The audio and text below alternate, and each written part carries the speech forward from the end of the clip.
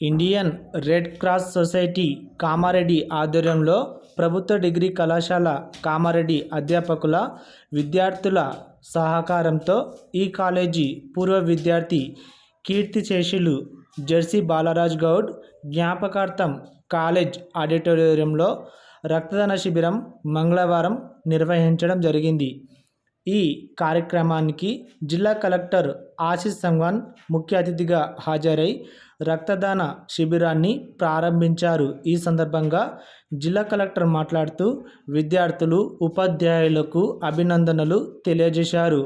అవసరమున్న వారికి ఆపదలో రక్తదానం చేసి ప్రాణాలు కాపాడాలని, ముఖ్యంగా యువత రక్తదానం చేయడానికి ముందుకు రావాలని పిలుపునిచ్చారు. గత సంవత్సరంలాగే ఈ సంవత్సరం కూడా రక్తదాన విషయంలో రాష్ట్రంలోనే ముందుండాలని అన్నారు.